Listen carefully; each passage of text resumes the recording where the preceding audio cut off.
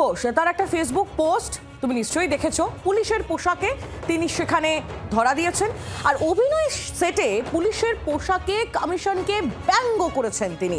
Is আইপিএসদের বদল নিয়ে কটাক্ষ। আমি ভয় পাচ্ছি, যে হারে কমিশন রদবদল করেছে আমাকেও না তুলে নিয়ে গিয়ে জেলায় এসপি করে পাঠিয়ে দেয় কমিশন। শুটিংয়ের ফাঁকে ভিডিও পোস্ট করে ঠিক এইভাবেই কটাক্ষ কুণাল ঘোষের। তার শুটিং সেটের কিছু ছবি এই মুহূর্তে তুলে ধরছি আপনাদের সামনে।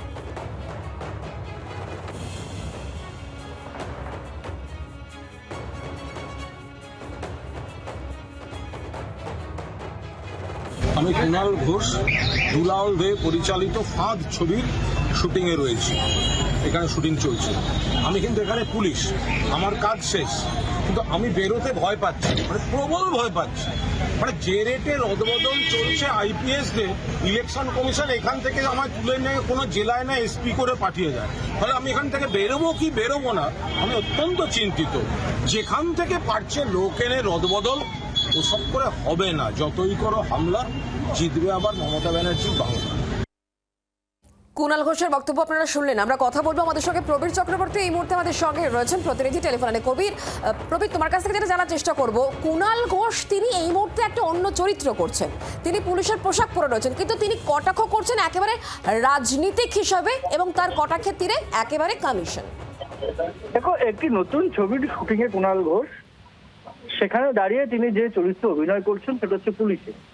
এই শুটিং এর ফাঁকি দেখা গেল যে কুণাল ঘোষকে সেই পুলিশের পোশাক পরে কার্যত নির্বাচন কমিশনকে কটাক্ষ করতে, যে তিনি পুলিশের পোশাক পরে রয়েছেন কিন্তু ভয় পাচ্ছেন যে নির্বাচন কমিশনাররা তাকে কোথাও বদলি করে দেন, কোথাও এসপি করে দেন, অন্য কোনো পোস্টে কোনো জেলায় বদলি করে দেন বা অন্য স্টেটে কোনো পাঠিয়ে দেন। এই নিয়ে কার্যত কটাক্ষ করেছেন শুটিং এর ফাঁকে কুণাল ঘোষ। এবং বিষয়টা তৃণমূল কংগ্রেস ইতিমধ্যে সরব হয়েছে যে সমস্ত অফিসার যারা আছেন তাদেরকে একদিকে বদলি করে দেওয়া হচ্ছে, একদিকে বসিয়ে দেওয়া হচ্ছে। বিভিন্ন ইস্যুকে কেন্দ্র করে ইতিমধ্যেই কিন্তু তৃণমূল কংগ্রেস কটাক্ষ করছে, নির্বাচন কমিশনকে অভিযোগ করছে। সেই সময় দাঁড়িয়ে কার্যত শুটিং এর ফাঁকে পুলিশের পোশাকে রসিকতা কুণাল ঘোষের এবং কটাক্ষ নির্বাচন কমিশনকে।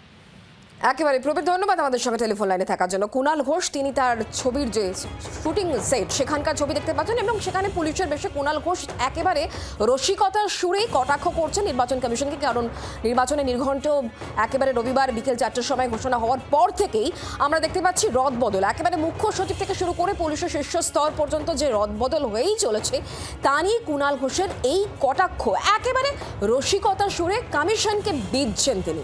আহিলি, একদমই শুক্লা, এবং সেই ছবি আমরা দেখছি অভিনয় সেটে পুলিশের পোশাকে কমিশনকে একেবারে তীব্র ব্যঙ্গ কুণাল ঘোষের। এই নিয়ে বিজেপি কি বলছে আমরা একটু জানার চেষ্টা করবো। বিজেপি নেতা রাহুল সিনহা এই মুহূর্তে রয়েছেন আমাদের সঙ্গে টেলিফোন লাইনে। রাহুল বাবু, রাজ্যে এই যে আইএস আইপিএসদের বদলি এবং সেই নিয়ে আমরা জানি যে রাজ্যের শাসক দল তারা তো সরব, আর কুণাল ঘোষ তিনি একটি শুটিং এর সেটে যেখানে তিনি পুলিশ অফিসারের ভূমিকায় অভিনয় করছেন, সেই পোশাক পরেই তিনি ক্যামেরার সামনে একটি ভিডিও করে তিনি বলছেন যে হারে কমিশন রদবদল করছে আমাকেও না তুলে নিয়ে গিয়ে কোনো জেলার এসপি করে দেয় কমিশন। আমি রীতিমতো ভয় পাচ্ছি শুটিং সেট ছাড়তে।